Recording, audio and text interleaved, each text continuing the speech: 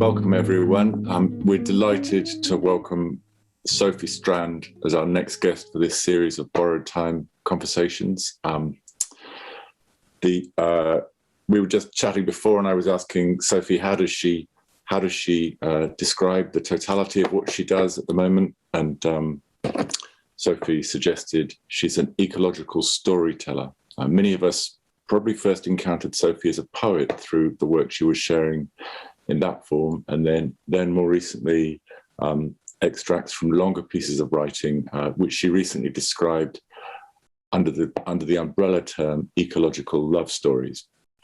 We'll be hearing more about that as we go, but you're going to be mainly listening to a conversation between Sophie and Richard Povall, who is art.earth's spirit guide, was the term we went with. I said, "Do you want to be called director?" And he said, "Well, let's go with spirit guide." So a couple of house things. While Sophie and Richard are talking, do log a question in chat, and I'll stack questions at the end. And you don't have to put the whole question into chat. You could just say, question about, and I think I can always see who's asking, so you don't even need to put your name, just say question about so-and-so, or just something, so I can try and pick not 6 questions all about the same thing. We'll try and take them all, obviously, but it depends how many there are. If I can remind you all to mute yourselves, then once Richard and Sophie start talking, then I'll ask you to unmute if you've submitted a question into chat, and then ask your question. And if you can ask it with your video on as well, that would be nice. I should mention that we're recording, so if anyone's not happy with that, you might want to leave your video off. You're welcome to just sort of listen silently, and you won't feature on the recording in any way. And lastly, just before handing over, I should say, of course, that we're now 1 month away from our 3-day creative summit, Borrowed Time. This is part of a series of events that Charlotte and Mark and Richard and I have all been involved in different ways. There was a parallel edition of the Dark Mountain Journal that came out in association with this, called Requiem, earlier. And our 3-day event, Borrowed Time on Death, Dying and Change, takes as one of its central themes ecological mourning or ecological grief, and the attempt to bring that into conversation with an understanding of death culture and death cultures, death and dying cultures in the widest sense of that word. One quick shout out before we hand over about that. If you've been following our work there, check out the new keynote who's joined us, who we're very excited about. Jennifer Abbott, director of the corporation, more recently of the new corporation, the unfortunately necessary sequel, and the film that we'll be screening with an interview by Jennifer called The Magnitude of All Things, which is a study in ecological grief and personal bereavement. So it's sort of spookily apt for our event, which also spookily apt is coming out on the day, more or less, that COP starts, COP26. So there we go. With that, that's enough from me. Over to Richard and Sophie, and welcome, Sophie. And thank you. Over to you two. Hi. I'm going to just boot Matt off the screen here, so it's just the two of us. And I will add my welcome and say that, I was introduced to Sophie by Matt. I'm not familiar with her work before that, but I've been able to do some reading. But before I even read anything, Sophie, of yours, I read your bio, and you talked about, and this is what you said that completely made me just want to move in, really. It says, you describe yourself as a neo-troubadour with a propensity to spin yarns that inevitably turn to love stories. So, and then I started to dig deeper and found so many connections, including the Hudson Valley being one, having lived up in the kind of northern bit of the Hudson Valley for 4 years, a while ago now. And another connection, you are based in Kingston, and I had a very dear friend, Pauline Oliveros, in Kingston, so we were just talking about that a little bit. But enough of me. I think I'd like to start just asking you to read from one of your pieces, and then we'll head off into a conversation. Well, thank you, everyone here. Thank you, Richard. Thank you, Matt. I'm very happy to be here. I will start off with my piece, Confessions of a Compost Heap. Okay. And so from hour to hour we ripe, and then from hour to hour we rot, and thereby hangs a tale, laments the melancholy Jacques in Shakespeare's comedy As You Like It, hinting at something the playwright understood intimately. Disorder and decay are just as crucial to a narrative as are order and fecundity. The story does not exist in a single pole of experience, but is articulated between ripeness and rot. The tragic play flows from fertility into rot, while the comedy reverses the causality, sprouting ripeness from initial decay. The question was looping in my head in the doctor's office. She was the main expert of my genetic condition, and without much grace, she was explaining to me the predictable course of my body's disintegration. Okay, you need a surgeon to look at your neck because your skull is essentially collapsing into your spine. Not that the surgeries are very effective, and with your lung functioning being what it is, we can expect your heart to begin to feel the effects, so we need to get you back to the cardiologist. I could feel myself start to disassociate. My hands were tingling. I felt my being condense into a nucleus of intensity between my eyes. The doctor's voice was glitching, moving up in pitch until it was too high for me to even hear. And then from hour to hour we rot, I thought, staring down at the pronounced veins in my hands that the doctor had informed me were a typical expression of connective tissue disease. My skin was too soft, my bones didn't want to stay in a solid shape. My heart was growing lazy, it was melting, it was breaking down.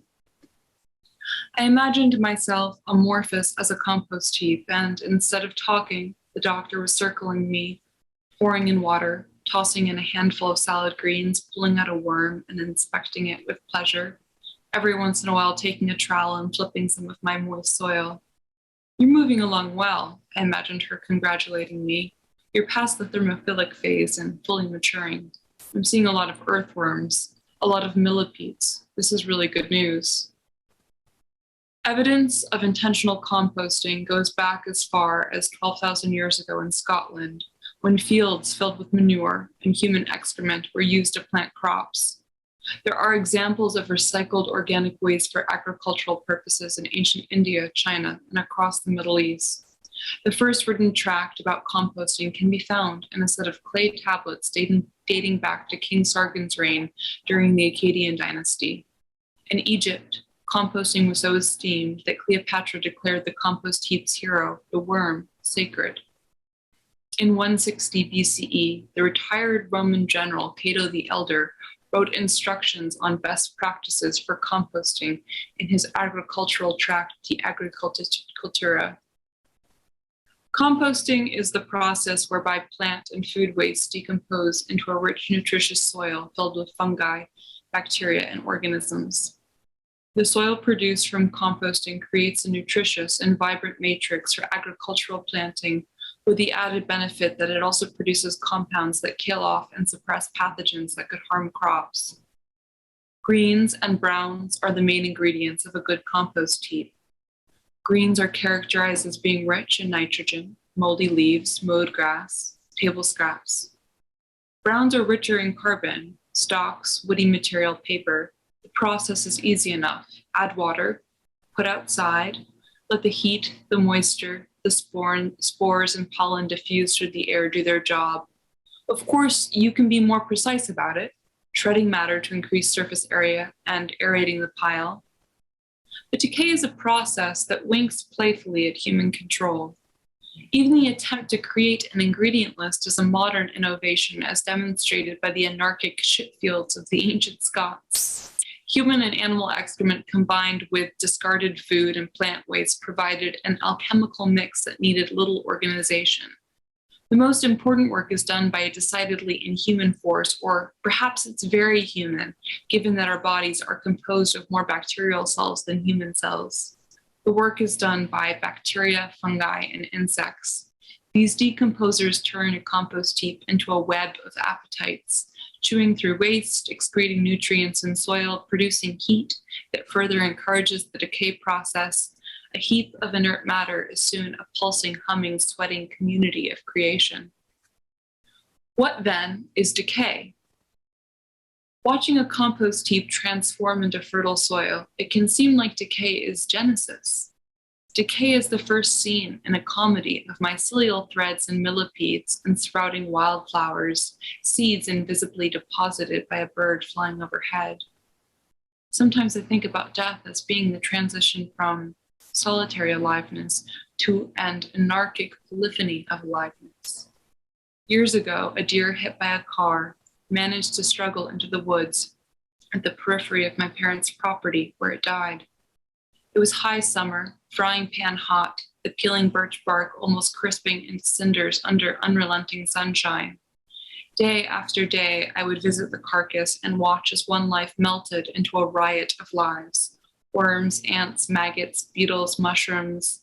Death was almost the moment when life overflowed its cup. It wasn't the end of life, it was the end of the singular. The deer decayed out of its shape into explosive generative plurality. One narrative diverged into 400 narratives. Some days I ask myself tenderly, curiously, what is happening to me? What is happening to this self, this body? I never returned to that doctor despite her prestige. I felt her prognosis was a bad story, a story I didn't want to hear and didn't want to tell. I know that words are spells, and every day I wake up and tell a different story about what health and vitality and miracles are available to me. But it is also important to honor what often bodily intimately feels like a slow decay. When old diets, herbs, physical therapy routines no longer work, it can feel like I'm melting. When a holiday passes and I'm reminded to look back at myself, I can suddenly see for a moment how much has changed physically. Am I decaying? Well, yes. But decay is always a day, a microbe, a rootlet away from sprouting. Maybe I'm losing touch with the self and melting into a more than human mind. I look at Shakespeare's catalog of plays. Every comedy begins with strife and breakdown. Every tragedy begins with health and well-being. If you played any narrative out longer, it would tip into its opposite. As Shakespeare's Jacques notes, it is between the ripe and the rot that thereby hangs a tale. If I feel myself like the compost heap beginning to melt, it means that I am also melting into another story, a bigger story, a wider cast of characters. Let me dance between ripe and rot. I don't know what act in the play comes next, but I know what my prayer is. Make me bigger than an eye. Make me good soil. Thanks. Thank you. I think one of the things that most struck me about that piece when I first read it was this kind of link between the body and soil. That soil almost becomes a metaphor for the body, and you talk elsewhere about the mycorrhizome becoming a kind of healer. And I'm just curious to do you work with soil? Is soil something that is kind of part of your being? It feels like such a strong part of your work generally. I mean, I grew up as a dirt baby. I grew up in the dirt. I grew up coming inside, my mom being like, we need to put you in the bath. But I'm very interested in soil as being alive, and particularly in mycelial networks as being connective tissue, connecting forests, creating the actual coherence of the matter that nourishes trees and plants and our crops, our food, our daily life. And my condition is connective tissue. So there's been a nice stratigraphic layering of meaning when I realized that my love of fungi and dirt also intimately played into what was happening in my own body. So what is happening in your body that shouldn't be, what is happening that shouldn't be, and what is not happening that should be? Well, it's a connective tissue disease, so it means that pretty much, well, every system in your body is made coherent by connective tissue: your eyes, your heart, your veins, your bones, your joints.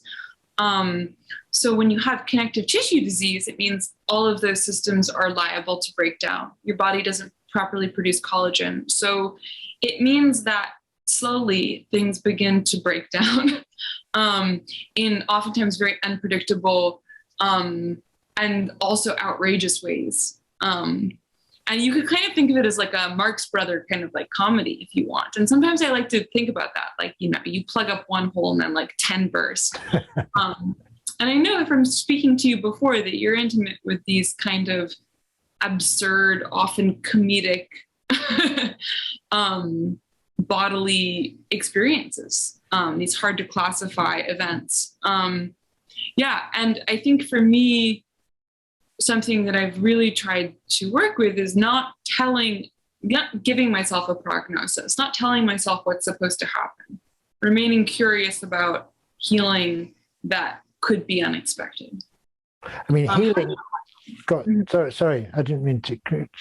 I've interrupted you midstream. No, I was gonna ask how you hold the kind of absurdity of sometimes unpredictable physical meltdowns. Yeah, I mean, I think healing, when you have a disease which is incurable, as they say, then the notion of healing becomes something immediately temporary. That you know within yourself that okay, you may be really good today, and actually you may have gone through a process, whether it's a drug process or a surgical process that has made you better. But you actually, you know, in deep down that better is entirely relative, in the sense that, and that you could wake up tomorrow and not be better, and you know it in your body, even if it hasn't yet manifested. It's there inside. So I think that's the comedy of that is a difficult thing to describe, I think, because it comes from a sort of helplessness, but not a hopelessness. I think maybe for me that's the difference. That there's always hope. There's always a sense that the body will somehow keep itself alive, even if it doesn't always feel terribly alive. Yeah. So something that I feel like it has offered to me, and I wonder if this maps onto your experience, is it gives me a certain urgency about when you know that things can shift so dramatically, so quickly. You know that when you need to do something, you should do it with whatever energy you have to do it as quickly as possible. And that is a gift that sometimes I want to give to people, especially in an age of ecological chaos, is, you know, don't put it off, do it. Yeah, absolutely. I mean, I think that the real sense of climate change touching all of our lives right now, often in quite scary ways, means we're all suddenly time limited in a way that we're just not used to thinking about. And my own disease, which is Crohn's disease, is not necessarily lifespan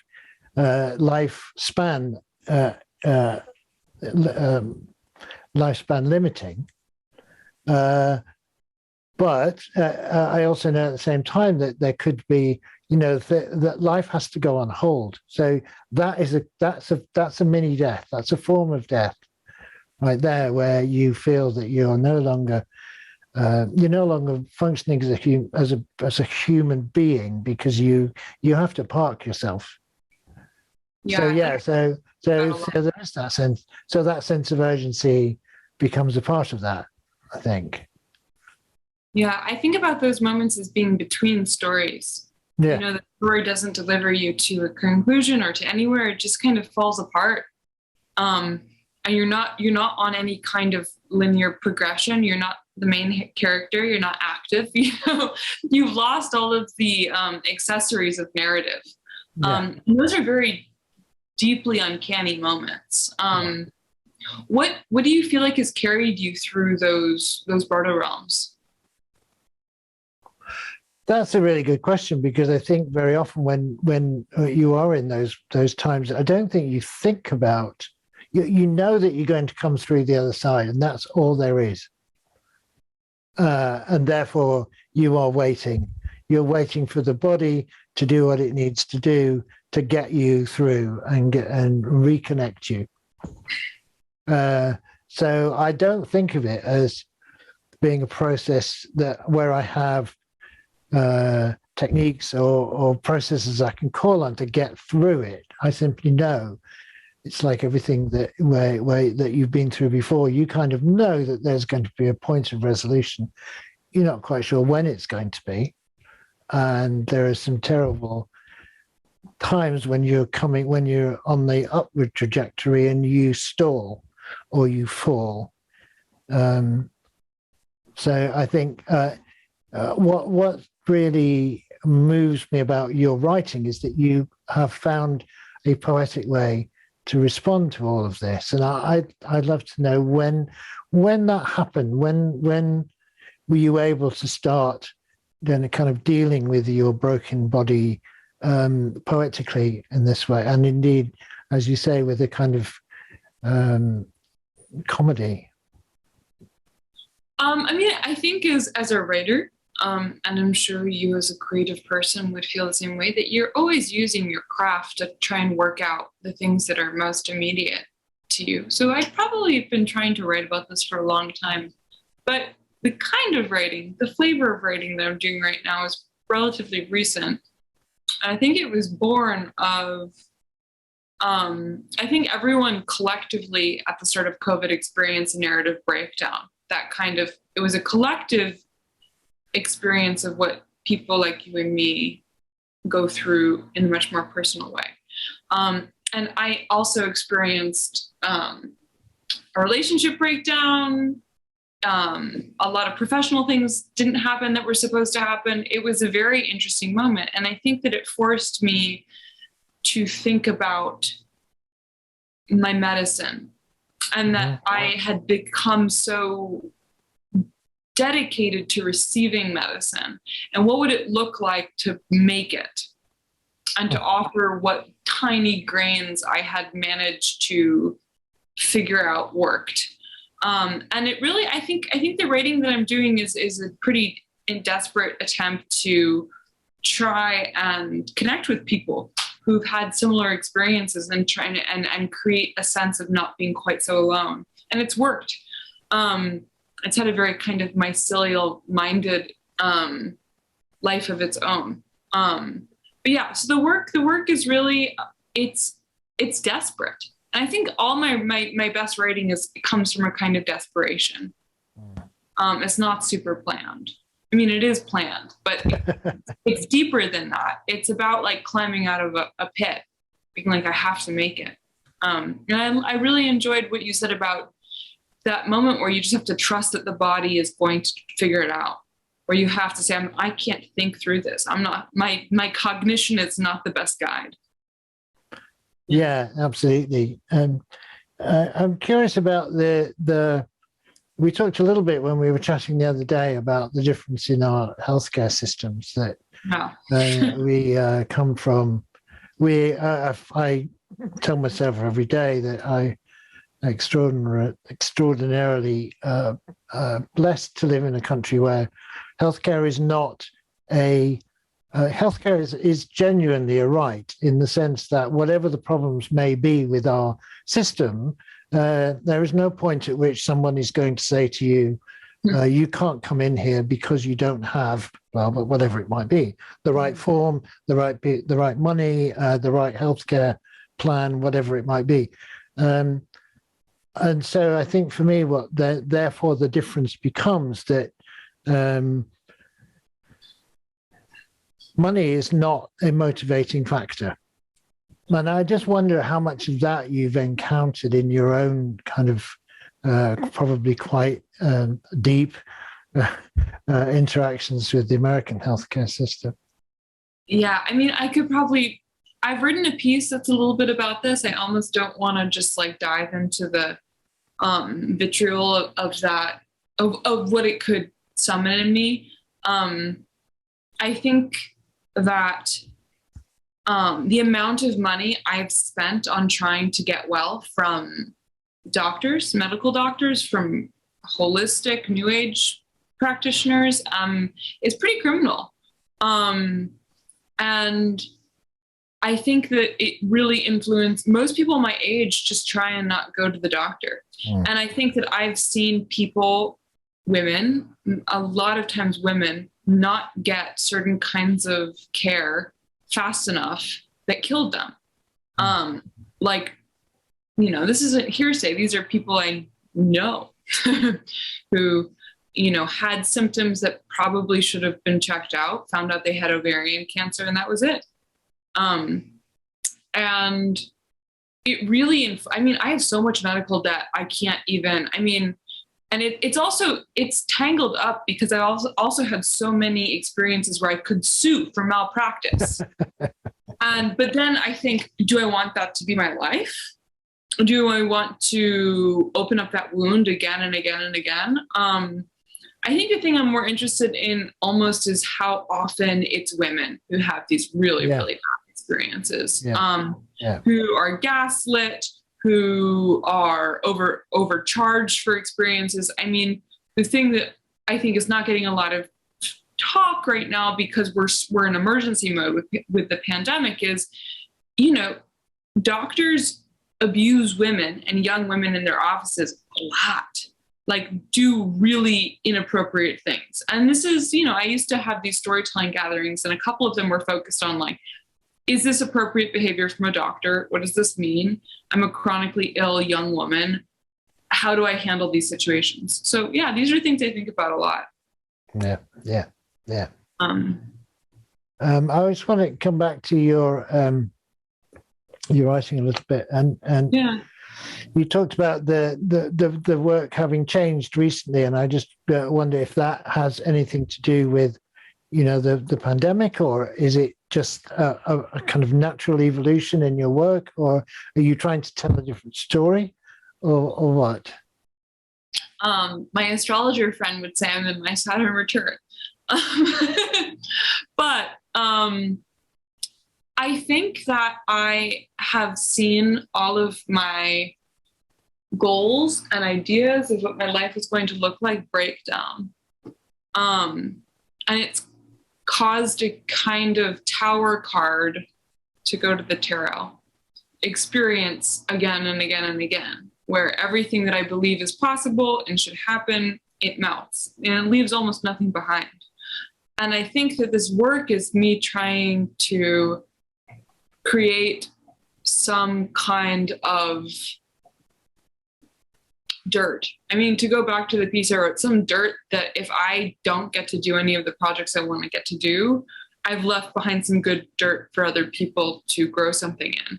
And I think that I just want to kind of go back to an idea of authorship that belongs more to like a Homeric or an Orphic hymn tradition, where it's less about the author and it's more about the dirt that's being made that other people can mulch and come into, you know, an oral storytelling tradition.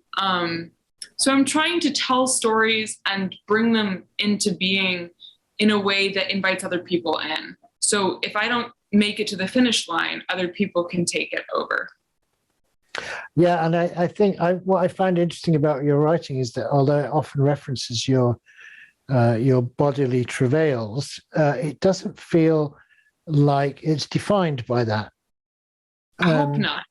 Yeah, and I think, you know, you talked about you not wanting to become a person who is constantly, you know, suing the medical system, because that too is kind of self-definition that you know, nobody wants to be in that phase. So, you know, I wondered about your, how am I going to say this?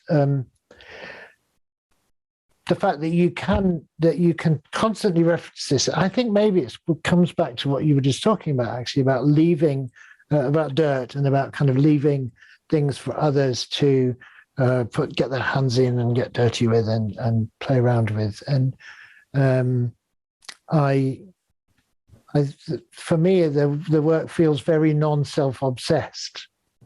Oh, well, I hope. I mean, I think when you realize you might not get what you want, that you have to make yourself good. You have to make yourself a good meal for something else. I don't think that I think I'm a very proud person who's very desirous and wants lots of things. But I think that when you experience radical illness and, to be honest, pretty shattering violent sexual abuse, you realize that it creates, I think, a sense of porousness, of an involvedness with your world that can be alarming, but also helpful. When you're like, okay, if I don't make it, I'm still a part of everything. Yeah, I do think that my primary way of writing is fiction. That's my greatest love. And I do think that a lot of the writing I've been doing is almost like this preparatory, creating an appetite for the wild fiction that I'm writing. And I initially thought at the start of the pandemic, I'd finished these novels and I thought that they were going to get sold and move, and they didn't. They really, really didn't. And so I had to reassess. I had to say, what am I doing? What am I writing about? If these novels aren't moved, and now they are, now they're sold. So I think of this writing as being a kind of telling people what I'm about before they read my books. Yeah. I'm curious to know a little bit more about the kind of complexity of the American. I'm not asking you to speak for America, but about you do live in that context. I do. About the American response to the pandemic, which has obviously been extraordinarily diverse and perhaps is simply reflective of the nature of the Federacy anyway. But tell us a bit more about that, because I'm interested to hear what you have to say. Well, I think that it's been a mess. I think the simplest way to respond is to say it's just been mishandled from day one, and it continues to be mishandled. And I have a lot. I do think that the conversations about vaccines and about certain approaches have become so polarized. And whenever people are like, how do you feel about the vaccine? I want to say this whole binaristic conversation is about not talking about the environment. Yeah. Like, we're talking about a human narrative. Like, who cares about the vaccine? Like, our world is on fire, you know? It seems like I'm a little tired of cultural criticism. I'm like, we don't have time for cultural criticism. This is boring. I think we're in late stage capitalism. I think that you can't trust anybody. And you also have to trust everything. Okay. So that's the hard part.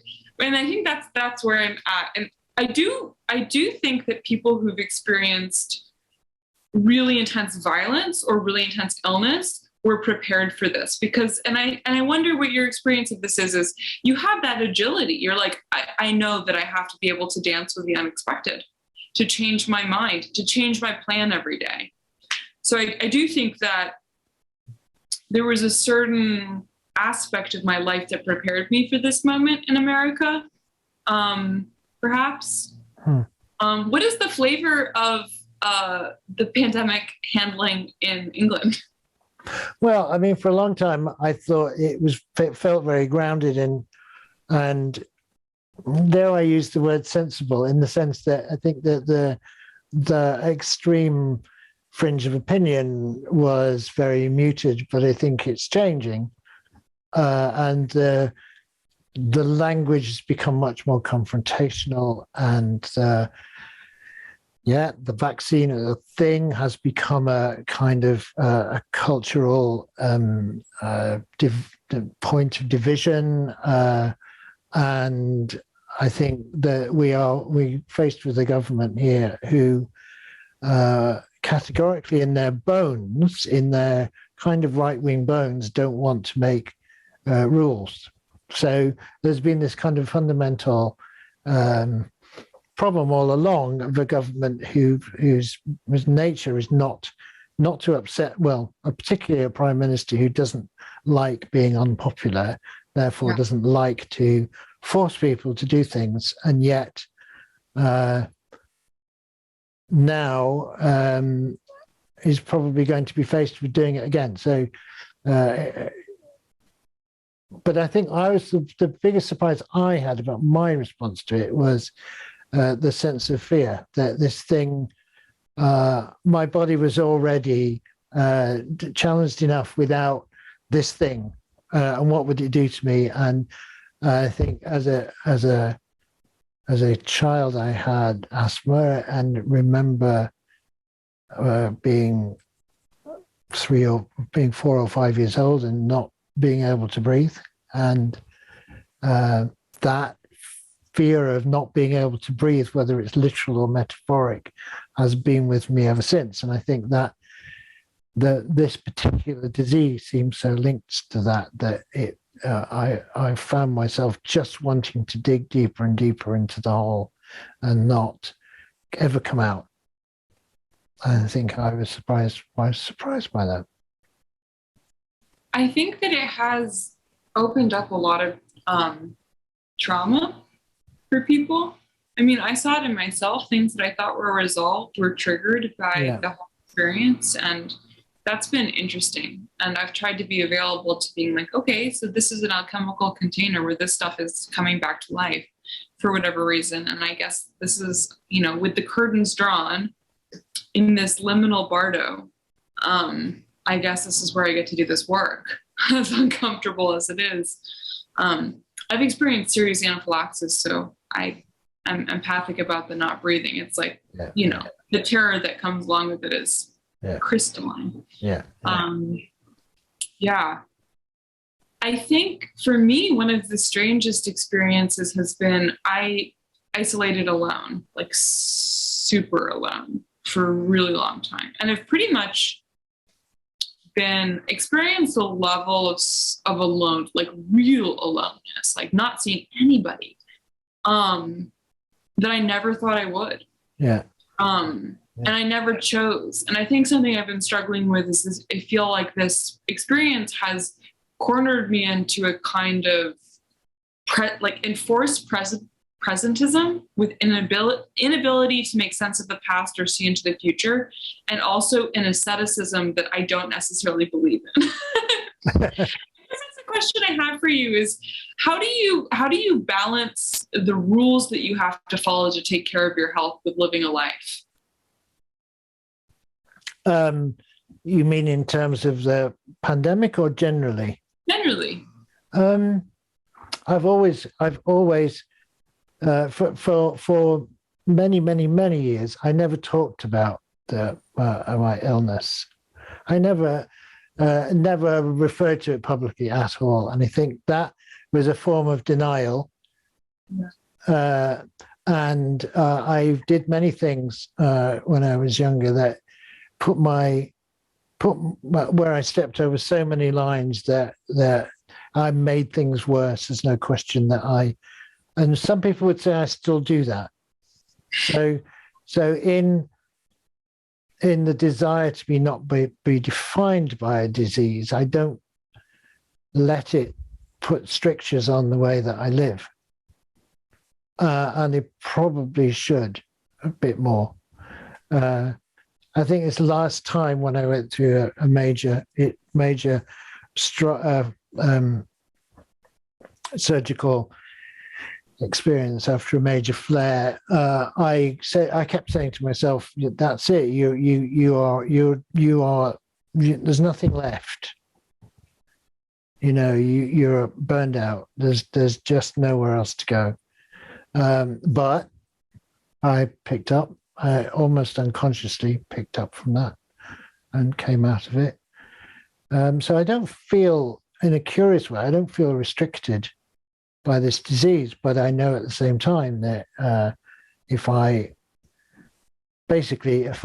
work as hard as I want to work, I can't do it anymore. Actually, I just can't do it anymore. So I can't damage it in quite the same way that I did. How about you? I mean, what are the limits that you are dealing with? Well, I mean, I think there are a lot of limits that I can't cross because I would die. Certain foods that if I ate them, I would have anaphylaxis. But I think something I've struggled with is this kind of moral weight that you are gifted with when you become ill, which is that you always have to act correctly, because why would you why would you deliberately not? Yeah. And especially, I mean, one of the big things that I've written about is this idea of purity, that if you're still sick or if you're still feeling bad, you must be doing something wrong. And that's something I'm really still struggling with, is the sense that, like, this flare happened, what did I do? How did I act incorrectly? And that's huge. I think that, it's still something I'm really massaging and working with, especially because so many health practitioners would give up on me and then blame me for not having done something correctly. And it's not what I'm trying to do is to not be purified, to be a compost heap, to realize that you have to make your life livable. Yeah. And sometimes sometimes life being livable is drinking coffee, even though maybe it's not the best thing. You need that. But it's a ongoing conversation internally for me about what that looks like. And I think that there's a lot of self-chastisement that I do about feeling bad. I'm like, oh, I did that. No, me too. Blame is an interesting thing. Let's not go any deeper. Let's bring Matt in, because I think we've got some questions coming in to the chat. So I'm going to just bring Matt on the screen here. And fantastic. Yeah, thank you for that, Sophie and Richard. But really, there's so much there. Any questions I had just got completely entangled with all the other questions and sort of dug themselves back into the compost. So I have questions, and I'm not sure I can ask any of them in less than 15 minutes, so I'll be careful. Mark says he has something he'd like to say. And that's enough of a cue in. You don't have to put anything coherent into the chat thread to ask a question. You can just sort of stick your hand up there. But Mark, your hand is up. Unmute, and you're still muted. You know that. Thanks so much, Sophie and Richard. Hi. I just wanted to say, Sophie, when you were talking about the entanglement of the connective tissue linked with with the entanglement of mycorrhizal networks and the earth and the planet and things like this, and your whole attitude towards being alive and making that creative with writing was really inspiring, because those of us who, in a sense, are less aware of an illness we might have, or we're just generally healthy. I think there's I've just seen tonight that there is, in what you're saying actually is more useful if you have not something maybe as serious as what you and Richard are talking about, but if you have something wrong, actually that's a really positive thing. It's like it puts you so in the moment, and so to be able to deal with, to face life in a way that has an intensity and urgency about it that, for example, I mean, I tend to be quite intense anyway, but I have to go through a process of, telling myself that, we might not be to here tomorrow. Things are temporary. Things are, and then it's only in those moments where sudden.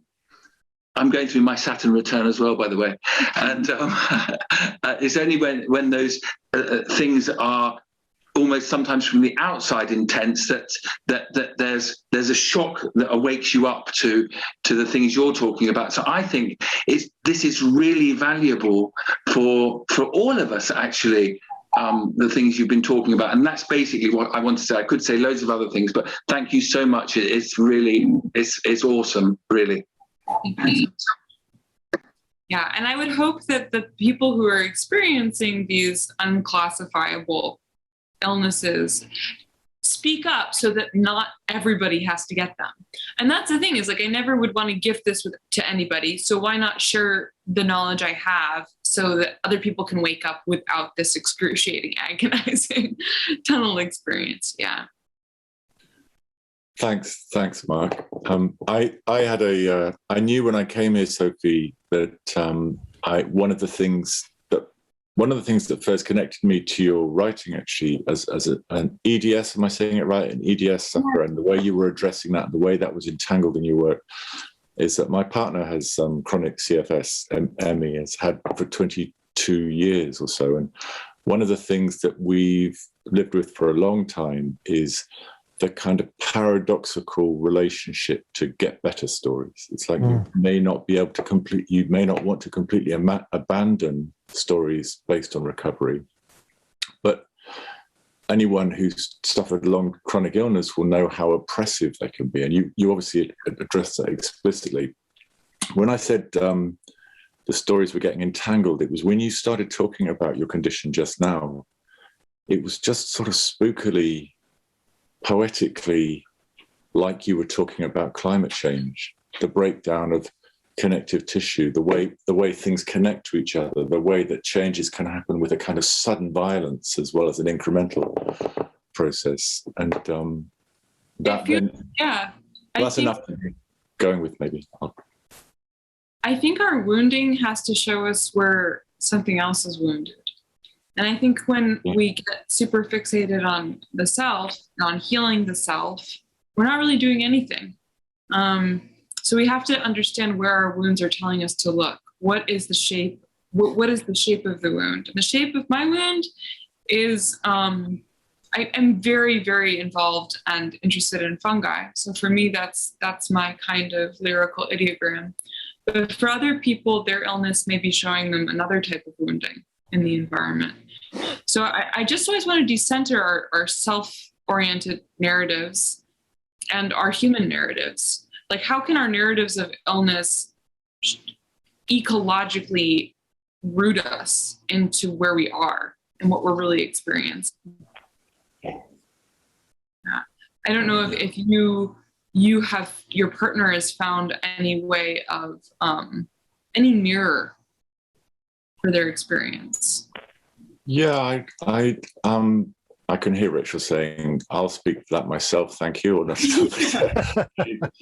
Gardening, so we our partnership is one where she actually handles. I'm almost entirely plant blind and just spend my time writing ecological blogs and emails and chat threads, and she actually gardens. So that's a kind of ground. She's the kind of grounded one that connects with things. When you were talking about desperation as well, and writing coming from desperation, and that sense of living an unfinished story, or a story you might not finish, that was incredibly powerful for me. And I was thinking, I had a moment a couple of years ago, I think it was 2018. I went to a talk by a Christian priest called Lucy Larkin, who was giving a talk on spirituality and ecology. And she was, she gave a good talk in some ways, but it was all this narrative about, we've got 12 years to save the world. And, the Green Movement's always done this. We've got to do it by then because you just don't want to go there if we don't. And I remember thinking, so I would like to prepare good stories to be around for when today's 8-year-olds are 20, because we all know that we're not going to do anything like that in 12 years. So let's start having that conversation now. And it reminded me of Naomi Klein's shock doctrine as well, that maybe what we're doing is just bringing unfinished stories as mini, like your lovely story about the hermit crabs, just leaving piles of shells around for people to kind of be able to climb into. Those of you who haven't read The Attachment, or maybe you will have, the wonderful excerpts that Sophie read, and there's another one about, what was it? The vacancy chain of hermit crabs, which is a new one on me and it's going to stick in my mind forever. That wasn't really a question, it was just a ramble. So is there any part of that you want to pick up too? No, I really resonate with this kind of constant human need to create some control narrative. Like this amount of time, by this time, we're going to do this. And I think a lot of carbon narratives are actually obscuring what's happening. Like if we do this, if we reduce this, and climate change is so much just bigger than CO2 at this point. And I think for me, we have to get good at living in a rubble ecology, salvaging what can be salvaged, not trying to finish or complete things, because those are human arrow of time conceits. They're conceits. The idea of finishing anything, the idea that evolution is finished with us, that we're not in process. I think, if I'm devoted to anything, it's the kind of storytelling that is always evolving, never actually finishing, and never actually getting born. So stories that are almost aborted, that are given up, that are between shells. Fantastic. And I think I'm interested, actually. I'm sorry. Yeah. My favorite story is Tristan and Isolde, and those legends. And one of my favorite things is that the oldest versions of the story are actually a composite of two unfinished stories, both authors of whom probably died while writing it. And that the oldest version of Tristan that comes down to us is this composite of two different aborted stories. But I mean, isn't that almost Homeric by definition, that stories should never be given birth? They're constantly being told and retold and reshaped and reimagined, actually, so that we can go back to a story as old as Tristan and Isolde and take completely new things away from it and change it too. Yeah. Before everyone came into the room, we were talking to Sophie about Sophie's hoping to do a spell in Cornwall soon, and we were talking about the fact that art.earth runs short courses, among other things. And I just feel like there's a short course taking shape in this room today somehow, but I can't quite see what it is. I wanted to throw an image at you that you may well know, but it came up for me really strongly reading your lovely passage about the hermit crabs. It's from Coleridge, and I remember Coleridge talking about in his Biographica Literaria. He talks about the horned beetle, and how the larva of the horned beetle, when it goes into pupation, it builds itself a chrysalis, and the chrysalis includes the shape of its long antennae. It includes a space for these long antennae that don't yet exist because it hasn't yet metamorphosed. And he's talking about that as an image for what poetry does, or for, you could say, for what storytelling does. And I don't want to kind of re-singularize it. I really like what you've said about the way stories arise between us. They're not just something we make. But I wondered, for you, writing out of that desperation you talked about, writing out of that, that pressing, visceral urgency, if there was any more you wanted to say about your experience of the kind of mystery of that process where, as you might say, the work knows where it wants to go and you just follow. It creates spaces that you can.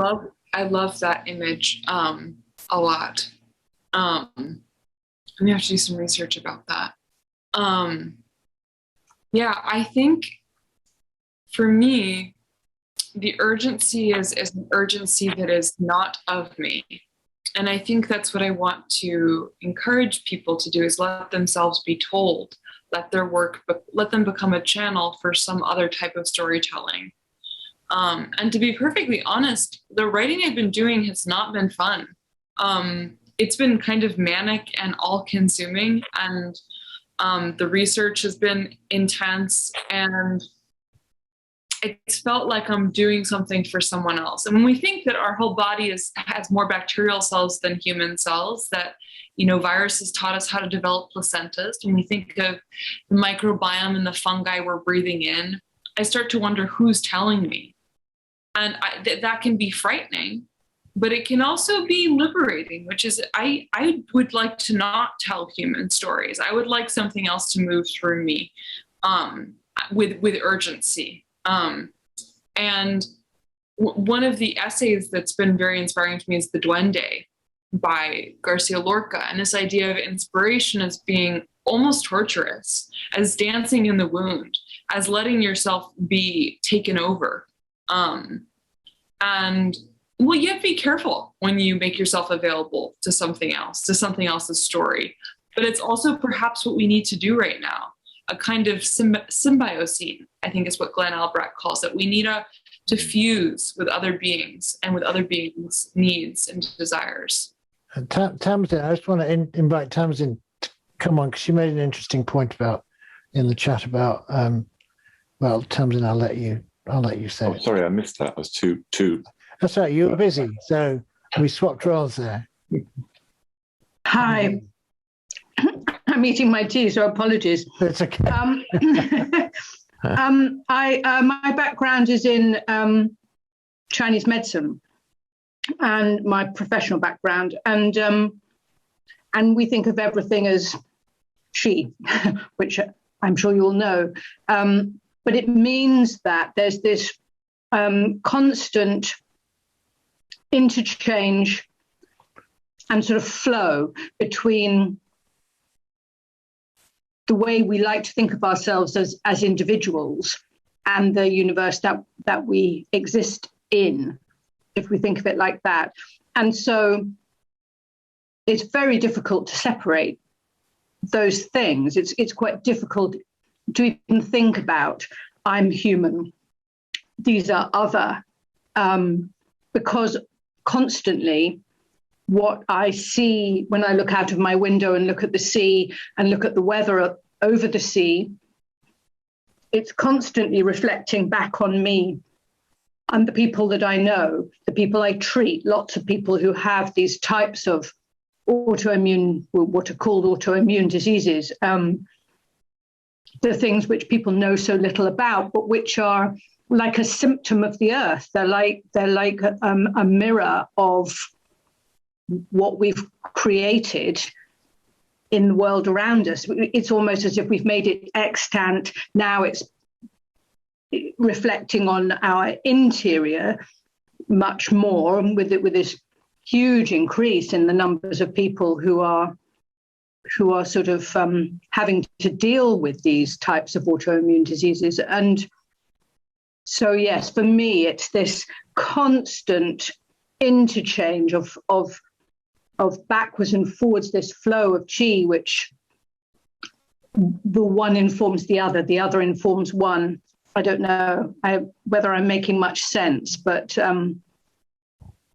yeah, if I get stuck inside myself and I look at what it is we've created in the world, or the difficulties that we've created in the world, then I see, a macrocosm of the microcosm, and that helps me manage my interior world.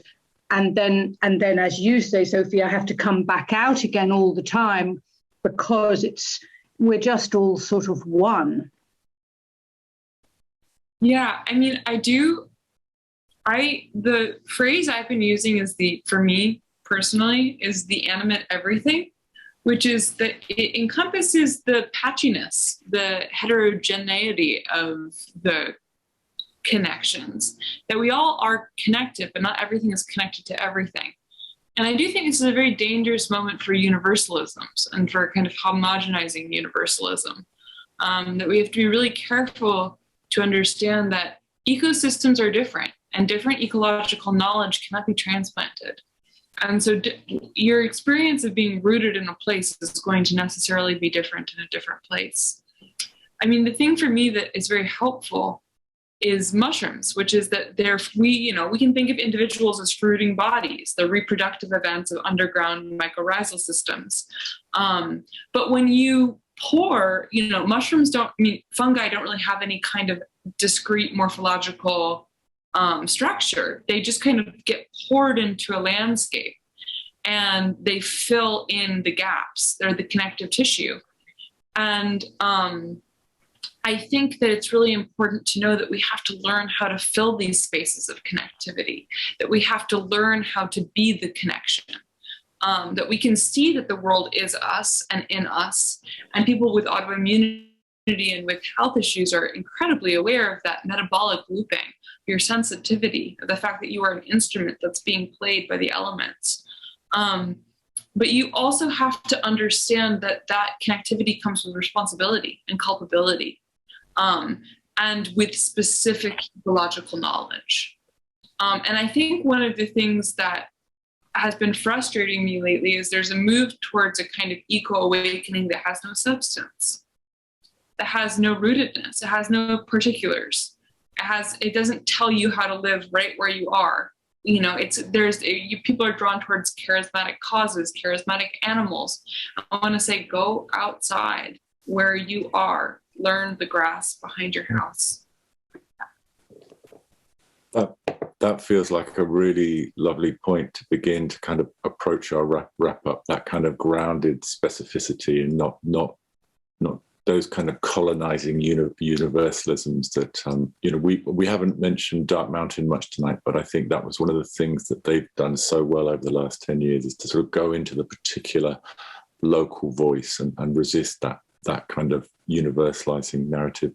I wanted just to end, and again, this is just a thought. We're just past 8. We didn't really get going until 8 minutes past, so we're kind of still in the last few minutes. But wanted to just come right back to our theme that created the context of this conversation, which was borrowed time. And I was thinking that one of the things that's come up for me quite powerfully tonight, that's implicit in that title, and you spoke. I can just feel my understanding of it having been changed in this last hour, is this sense of hurry we live with, this sense of we've got to sort it out now. I mentioned it tangentially before, but I was thinking about something you said earlier reminded me of Audre Lorde, and there's if any of you have seen it or haven't seen it, there's a very powerful film called Audre Lorde, The Berlin Years, about her time in Berlin. And she's quoted in there as saying, I always knew I was planting a tree that I wouldn't live to sit in the shade of. So something like that. Or maybe I spliced that. That was the spirit of it anyway. And I remember thinking then how that doesn't seem like a sense of time we have anymore, that we somehow now it's all too short term. And as you were talking, I was thinking, no, it's not. There's no more short. How could it be more short term? Of course it's not more short term. It's just that we can't see. It's getting harder and harder to see what it might be like for those who are picking up our unfinished stories. And so you don't have, we're near the end, but if there's anything you want to say about that sense of living on borrowed time, living with time running out. Oh, well, thank you for summoning Audre Lorde. She is I pray to her every morning. Her writing has kept me alive. So it feels nice that she has been summoned here. I think that I have to stop thinking about me or human beings surviving and start thinking about the general aliveness and how my stories could bloom into, and how I could plant a tree that would inhabit and increase the general aliveness rather than being kind of species-centric. I'm just trying to really relax my idea of the human. Because when I start thinking about what it will be like for children in 20 years, you feel the constriction and the paralysis. You think, I don't know. But when you think that there will always be flowers, there will always be mud and rain, of some sort. There's always going to be a metabolic looping of heat and matter. And I'm thinking on my feet right now. I think for me, ecological storytelling means that human beings aren't the main character. So I think for me, borrowed time is saying, okay, if you're a supporting character, how can you increase the narrative juice? Fantastic. I feel like we might steal that and use it as a strap line when we get there in a month's time. That's a lovely note to end on. So thanks so much. I just want to thank everyone for coming, and really, obviously, especially thanks Sophie and and you too, Richard, and everyone who's asked questions. And just in closing, to remind everyone, if you haven't kind of checked it out yet, have a look at the Borrowed Time webpage, borrowed-time.info. And we're trying to make it as accessible as possible. It's all going to be online now, obviously, so you can join it from anywhere in the world. And we're going to try and make something that's very easy to come into and interact with on the terms you want to, for as much as you want to. So some of the events will be standalone, like Bio Komalafe's talk, and we're hoping our other keynote with Jennifer Abbott may also be something you can attend as a standalone. And as with Sophie's talk today, we'll share a lot of it online for free afterwards. We're very keen. One of the principles we brought to this is that, we've all got to live, with or without salaries. But it just feels so important coming into this not to be getting into that kind of extractivist mindset of monetizing the mass extinction event, you know what I mean? It's because it's a thing. But I think that's, Richard, have I forgotten anything in the wrap? Is there anything you want to say? Absolutely. No, I think I want to say a huge thank you to Sophie and you, Richard. Lovely to talk, and thanks to everybody else for coming. And do come along to Borrowed Time to the main event. This is we have one more event coming up on October 15th, but that is now full, so I'm not going to talk about that too much. But it will have a presence on the website. It's called Michelle Atherton is offering a celebration regathering. It's very much about personal stories, so which is why we wanted a small group of people. But we will share it afterwards. And Michelle will come along to the main symposium and talk about it as well. So thank you, everybody. It's been lovely to have you, and we will hopefully see you again soon. Thanks again, Sophie. Bye-bye. Thanks, everyone. Bye. Bye. Look forward to seeing you in Cornwall. We'll make it happen. Hopefully.